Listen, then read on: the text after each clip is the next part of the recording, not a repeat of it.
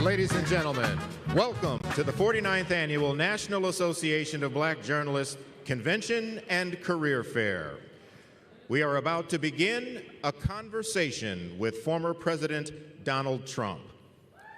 We ask that the professionalism that we all bring to our newsrooms and workplaces every day is the same professionalism that is maintained in this arena. Please welcome to the stage ABC News senior congressional correspondent Rachel Scott.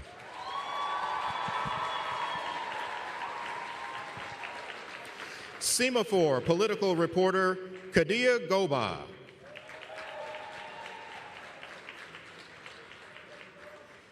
And anchor of the Faulkner Focus and co-host of Outnumbered on Fox News, Harris Faulkner.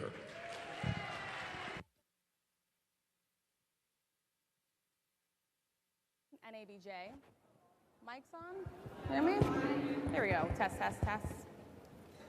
Good afternoon, NABJ, and welcome to a conversation with former President Donald Trump. This discussion continues a decades-long tradition during election years of inviting journalists to discuss the policies and their impact with the candidates who are running for president, and the impact of those policies, especially in Black communities. Former Presidents George W. Bush, Barack Obama, and Bill Clinton have attended the NABJ conventions either as presidents or as presidential candidates in past years. NABJ is currently in conversation with Vice President Kamala Harris's team to schedule a Q&A either in person or virtually in September.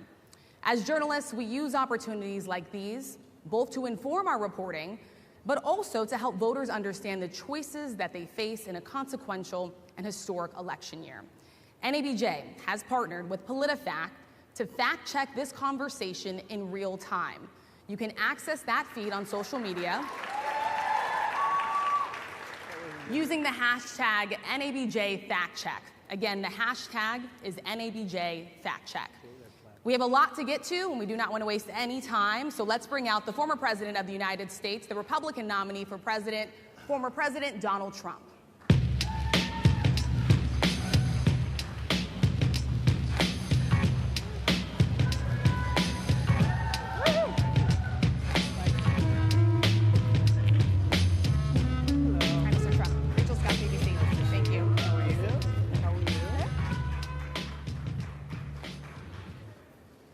Mr. President, we so appreciate you giving us an hour of your time.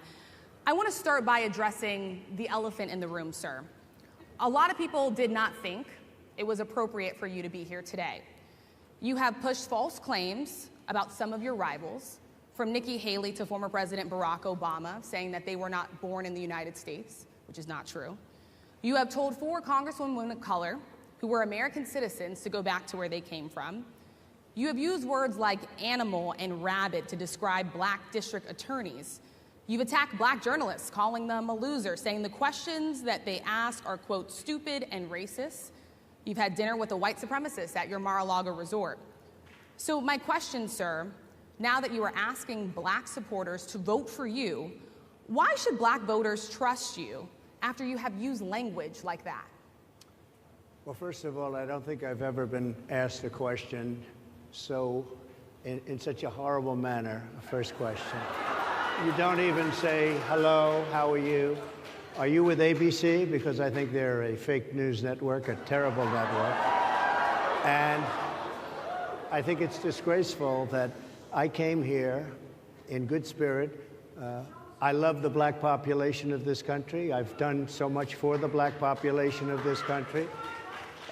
Including employment, including opportunity zones with Senator Tim Scott of South Carolina, which is one of the greatest programs ever for Black workers and Black entrepreneurs.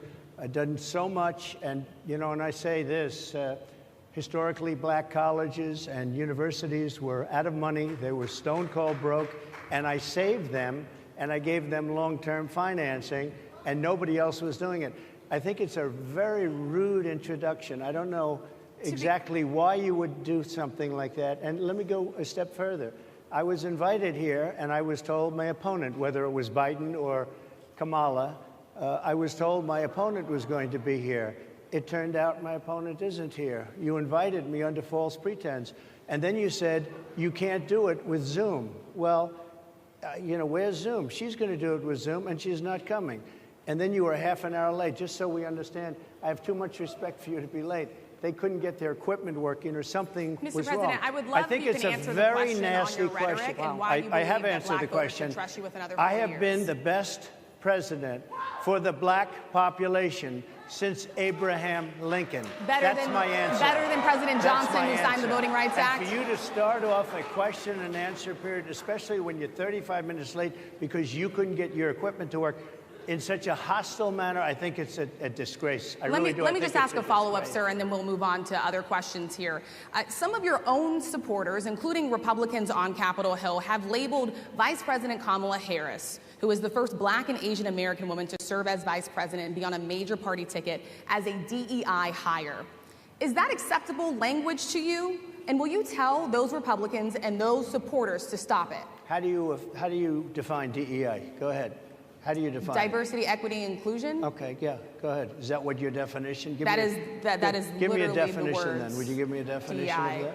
Give me a definition of that. Sir, I'm asking you a question, No, a you very have to direct define question. it.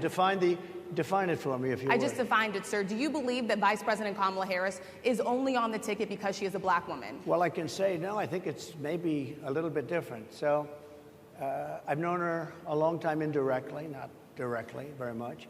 And she was always of Indian heritage, and she was only promoting Indian heritage. I didn't know she was black until a number of years ago when she happened to turn black, and now she wants to be known as black. So I don't know, is she Indian or is she black? She has always identified as a black woman. She went to a historically black college. I respect either one, but she obviously doesn't, because she was Indian all the way, and then all of a sudden she made a turn, and she became a black person. Just to be clear, sir, do you believe that I think somebody should look into that too when you continue in a very hostile, nasty tone. It's a direct question, sir. Do you believe that Vice President Kamala Harris is a DEI hire, as some Republicans have said? I really don't know. I mean, I really don't know. Could be. There are some, and there are plenty. I know this lady right over there, Harris, is a fantastic person who just interviewed me at length. And we had a great interview, I think, and I heard you got very good ratings on that Well, interview. you told me it was the longest one of your life, so we had a good discussion. Look, I want to talk about why you're here today. I mean, it is not lost on us how divided we are as a country. And as you were coming today, we really got to see that we were divided along the lines of race, along the lines of gender. And there is this question of, in this moment where we are, why come here? What is your message today?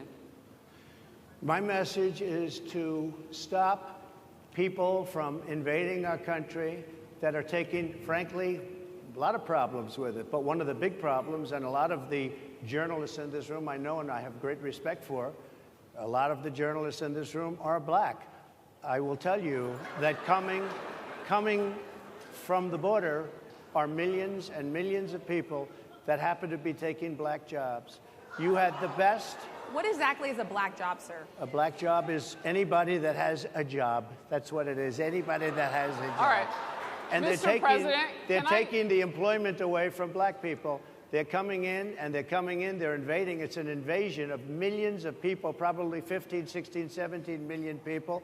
I have a feeling it's much more than that. And everybody's been seeing what's happened.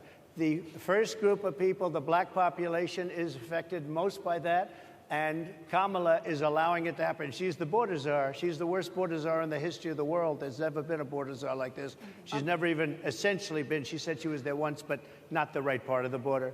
So she was a border czar. She's done a horrible job. These people are coming into our country, and they're taking black jobs and Hispanic jobs, and frankly, they're taking union jobs. Unions are being very badly affected by all of the millions of people that are pouring into our country. And one thing, as we discussed, many of these people are coming in from mental institutions, from prisons, from jails. They're gang members in other countries.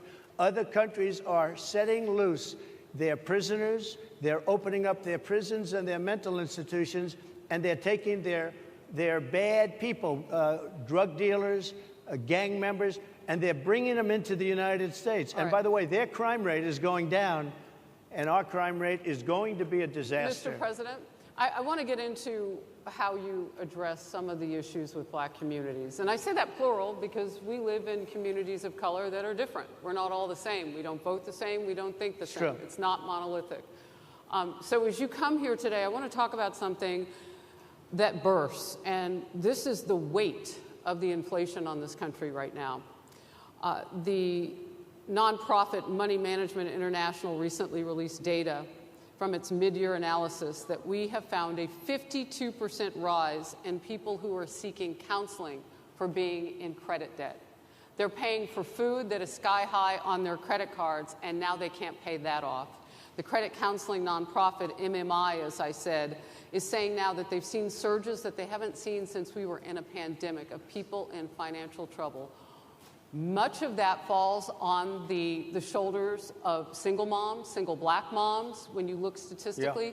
How do you turn it around? What's your plan for the black community when it comes to money? So, first of all, it's very hard to hear you for whatever reason because of the fact that they have bad equipment, because I guess, you know, this woman was unable to get the right equipment. But it's very hard for me to hear you, but I can hear every other word. It's very difficult, actually. But so I don't know if they can fix it or do something with it, but I'll do the best I can with it. The inflation is absolutely destroying our middle class, our working class, virtually every class. Inflation is a disaster in our country.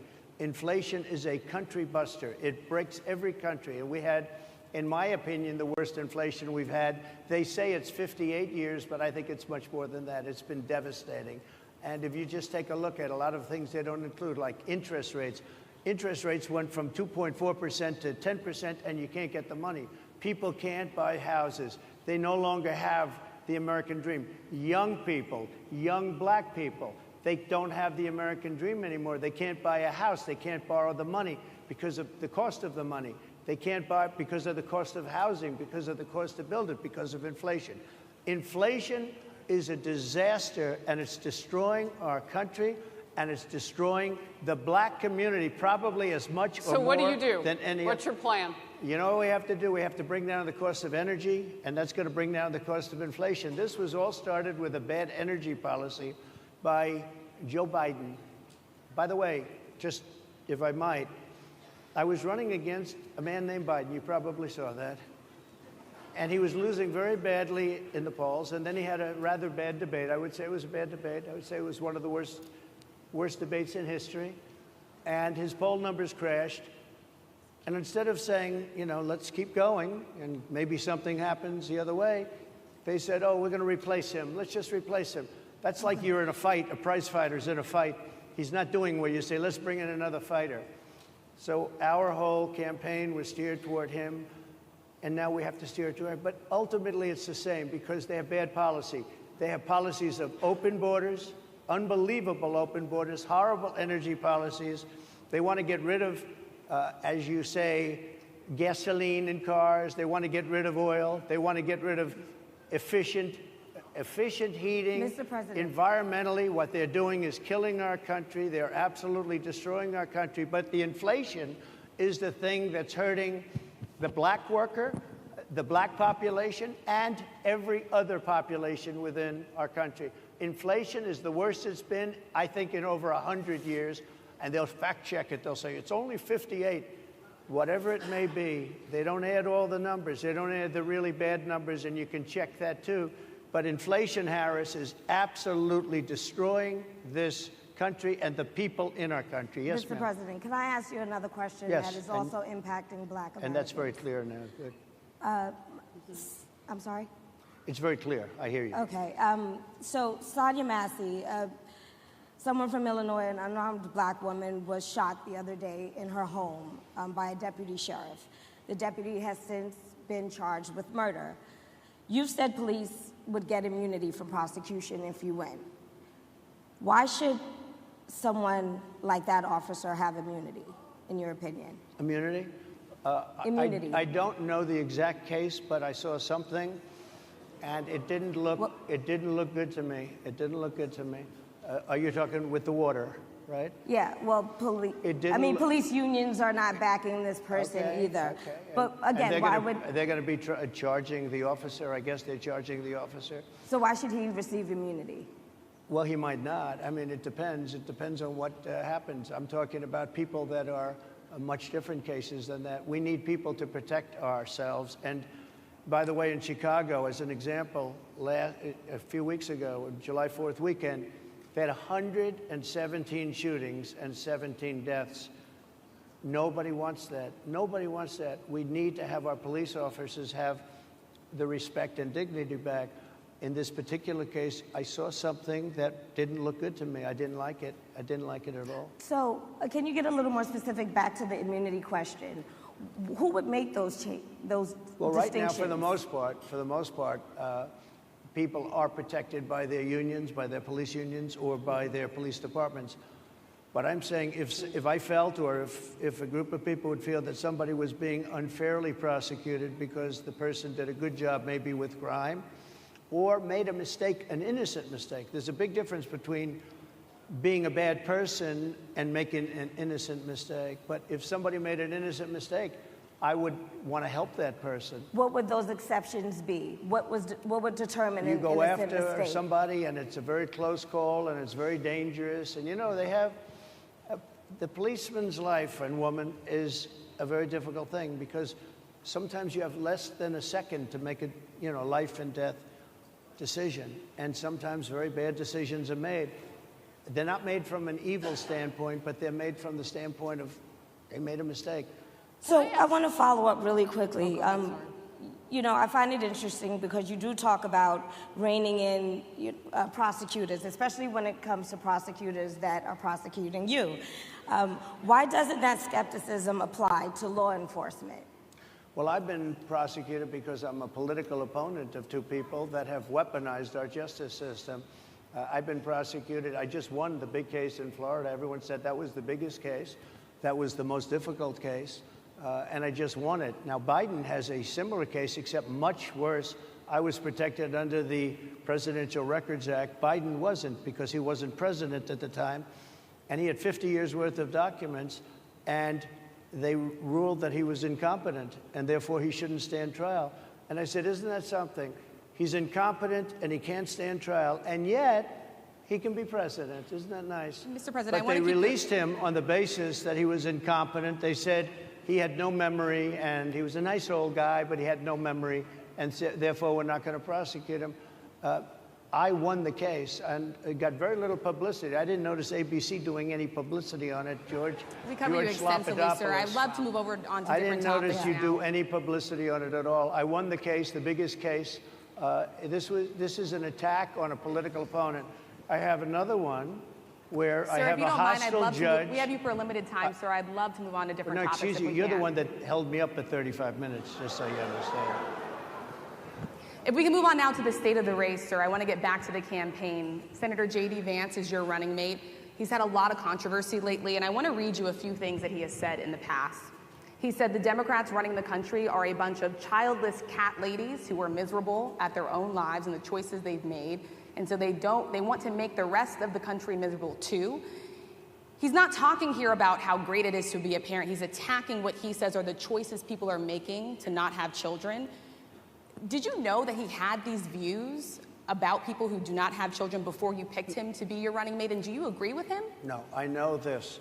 He is very family-oriented, and he thinks family is a great thing. That doesn't mean he thinks that if you don't have a family, it's not. I know people with families. I know people with great families. I know people with very troubled families.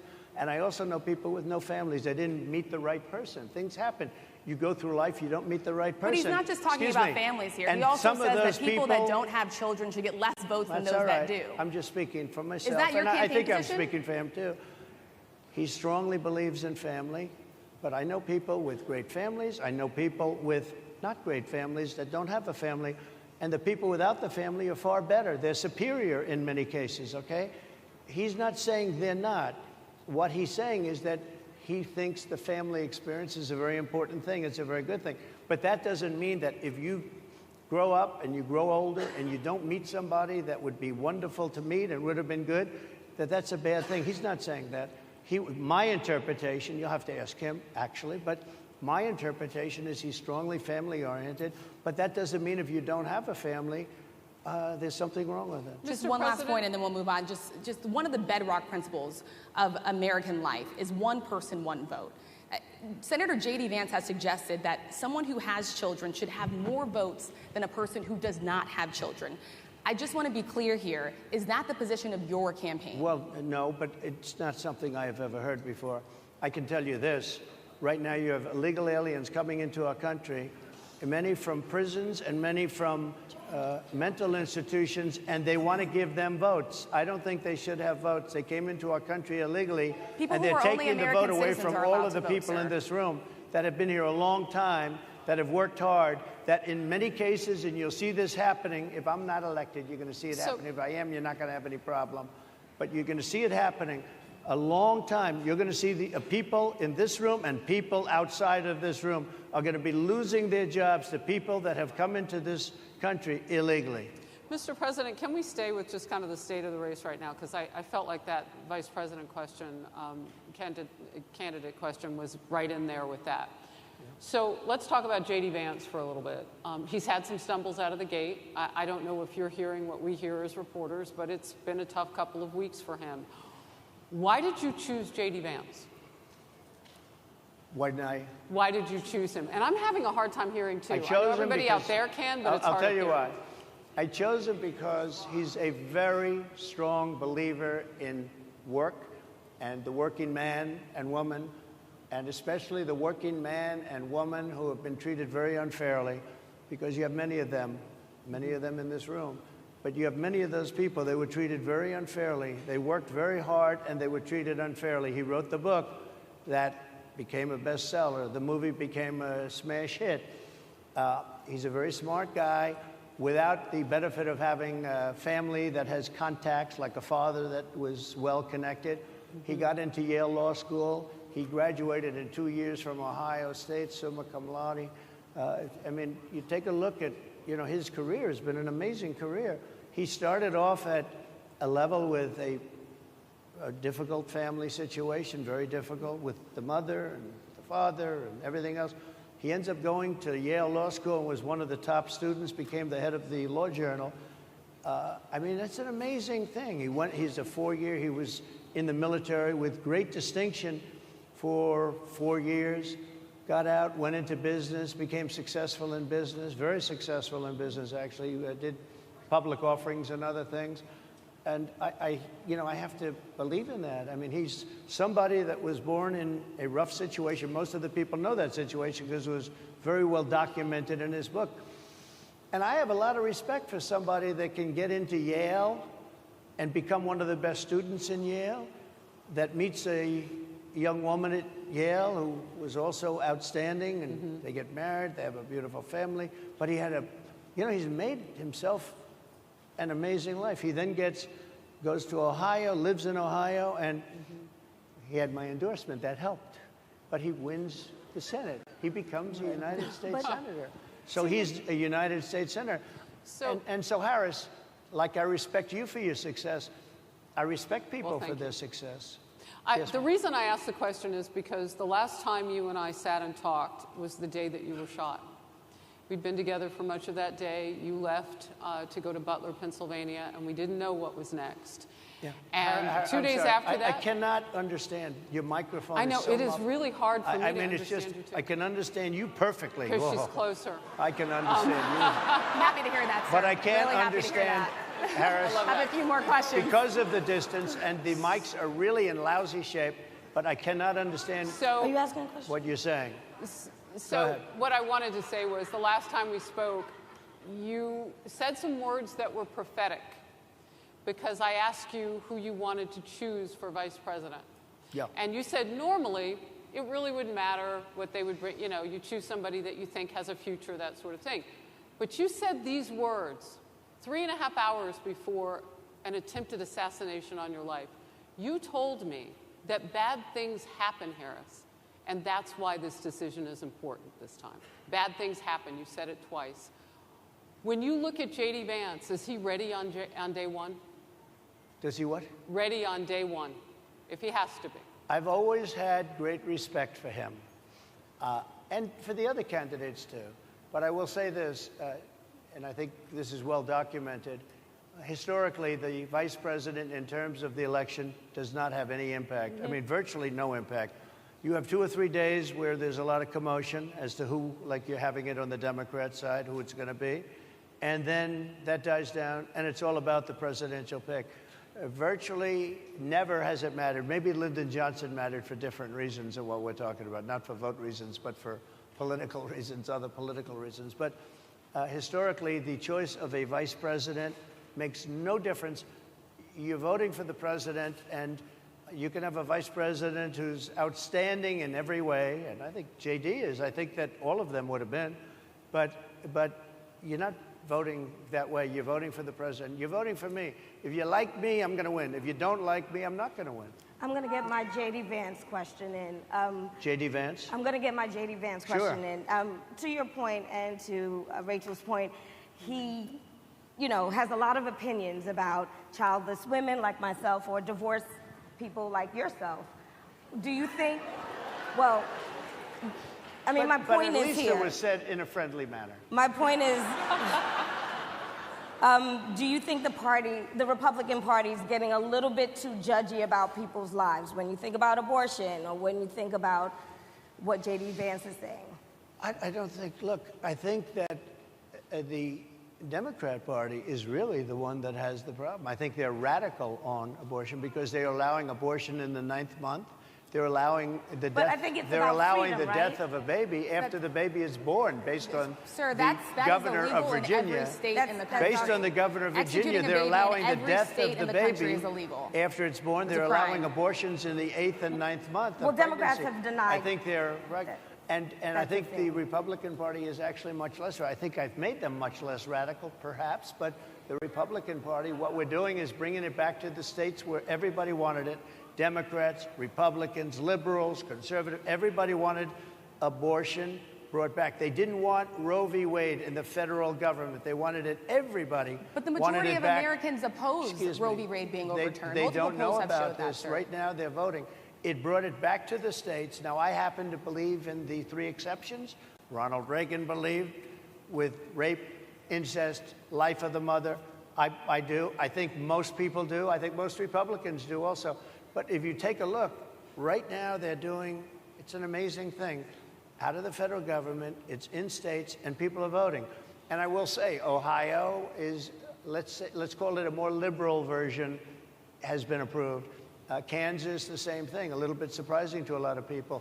But the people are now voting, and it's taking this issue that's been going on for 52 years and has torn our country apart, and it's giving it to the people to vote on. And they're voting. And many states have already voted. Others are in the process of voting. And it's bringing it back to the people and a vote of the people. And it's not at all radical. And again, you have to follow your heart. I happen to believe in the 3 exceptions. Most people believe in the 3 exceptions. Most Republicans believe in the exceptions. But they don't want to see an abortion in the 9th month or the 8th month. Almost everybody agrees to that. And they certainly don't want to see, in the case of the governor of Virginia, the former governor, I might add, who said, we set the baby aside, and then we decide what to do. Meaning, what do? We execute the baby.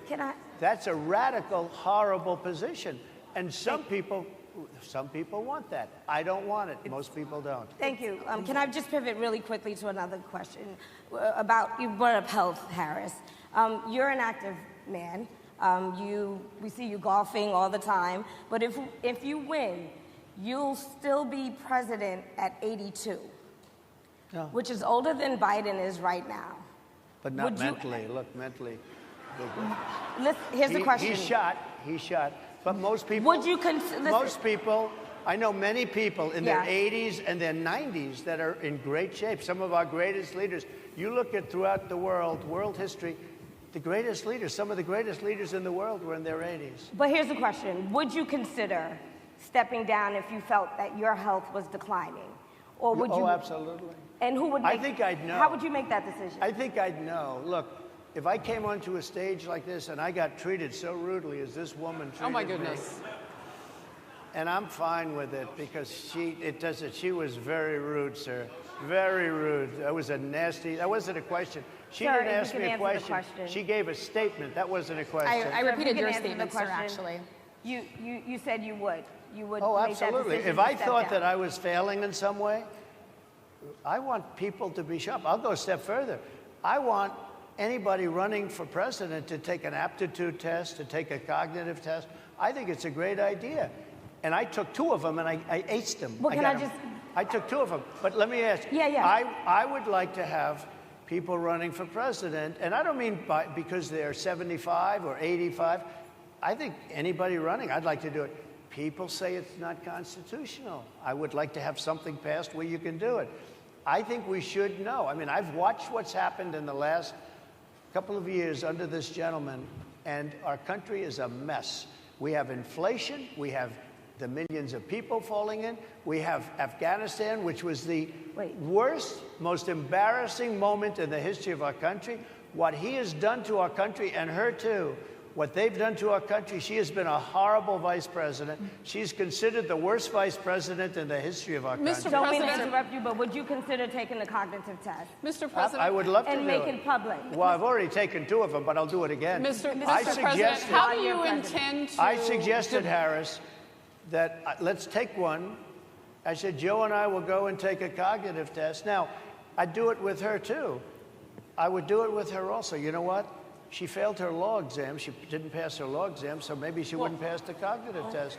Mr. Are President, you saying she wouldn't pass? Just to be clear, I'm just giving you the facts. to be clear, you don't think I'm Harris just how do you giving the intend, facts. She and didn't look, pass her bar exam, and she didn't think she would pass it, and she didn't think she was going to ever pass it. And I don't know what happened. Maybe she passed it. I She guess did pass it. There's a She man did- over she here. did I in think fact pass he it. must work for Mr. her. President, I would love to ask you about January 6th. You've called yourself the candidate of law and order. Yeah. When Time Magazine asked you if you would consider pardoning all the rioters, you said, yes, absolutely. Sure. You called them patriots. 140 police officers were assaulted that day. Their injuries included broken bones, at least 1 officer lost an eye, 1 had 2 cracked ribs, 2 smashed spinal discs, another had a stroke. Were the people who assaulted those 140 officers, including those I just mentioned, patriots who deserve pardons? Well, let me bring it back to modern day. Like about 5 days ago, we had an attack on the Capitol, a horrible attack on the Capitol. You saw the people that were protesting and spraying these incredible monuments, bells, lions, all these magnificent limestone and granite with red paint, red spray paint that will never actually come off, especially in the limestone. It will never, I'm a builder, I know about this stuff. It'll never, you'll see it in 100 years from now. They viciously attacked our government. They fought with police. They fought with them much more openly than I saw on January 6th. What's going to happen to those people? What's going to happen to the people in Portland that destroyed But, sir, my that question city? is on those. What's going to happen to my the people question is that on tried those to burn rioters down- who assaulted Excuse me. officers. You have to Would ask, you pardon what's those going to people? happen? Oh, absolutely, I would. You If would they're pardon innocent, those- If they're innocent, I would pardon them. They've been convicted. And by the way, the Supreme Court just well, they were convicted by a very tough system. How come the people that tried to burn down Minneapolis, how come the people that took over a large percentage of Seattle, how come nothing happened to them? How come the But, people sir, we're that... talking about how people come that the were people- seen no, beating We're officers talking with about federal flagpoles, buildings. dragging them down the stairs. They're on They video. try- Have you seen that Really? video, Oh, sir? really? Well, they you would shot- pardon those. You would pardon those rioters? They shot a young lady in the face who was protesting. They shot her in the face. You know, nobody died that day. You do know that. But people died in Seattle. Nobody died, but people died in 140 Minneapolis. officers You know were people died in assaulted that Minneapolis. day. And nothing happens, and nobody ever talks, and nothing happens to those people. But you went after the J6 people with a vengeance. And I'll tell you what about the cops that were, and I'm all for the police, as you know, but what about the police that are ushering everybody into the Capitol? Go in, go in, go in. What about that? Look, No one was nothing ushered is into the Capitol, nothing is perfect in life, but you have people from Minneapolis, you have people just from 5 days ago in Washington, D.C. They were having fistfights and fighting with the police. They were spraying and destroying. They were desecrating our monuments in Washington, D.C. 5 days ago, and nothing happened to them. And you can't have two systems of justice. That's why they went after me as a political opponent, because they felt they couldn't win without doing that. And we're going to win our cases, and we're going to be vindicated. But I have to spend a lot of time on that, and money. That's what they want. After the election, they won't care. Although in my case, I think they probably will, because the hatred is pretty deep. But I'll tell you, they went after me as a political opponent. That's never happened in our country before, and it sets a terrible, terrible precedent. What do you do on day one if you win? What's your first thing? What do? I close the border. And I do two things, because I can do a lot of things simultaneously. I close the border. We don't want people coming in. We want people to come in, Harris, but they have to be vetted. They have to be checked. They have to come in legally. We want people. I want people to come into our country, but they have to be vetted. They have to be checked. So when you say, what do? That, and I drill, baby, drill. I bring energy way down. I bring interest rates down. I bring inflation way down so people can buy bacon again, so people can buy a ham sandwich again, so that people can go to a restaurant and afford it. Because right now, people can't buy food. Your grocery bills are up 40, 50, 60%, right? She's agreeing to me. Oh, she's agreeing. Thank you. I like you very much. Mr. President, I think we are. But it's true. Your grocery bills are up. And then they're mandating that you buy an all-electric car. You know, Elon Musk endorsed me, and he's a friend of mine. He's a good guy. He's a smart guy. But I'm against everybody having an electric car, okay? I'm very much against that. You have to be able to, if you want a hybrid or if you want a gasoline-propelled car. But, you know, we have more liquid gold, gasoline, oil, under our feet than any other country. More than Saudi Arabia, more than Russia, more than any other country. I want to use it. I want to use what we have.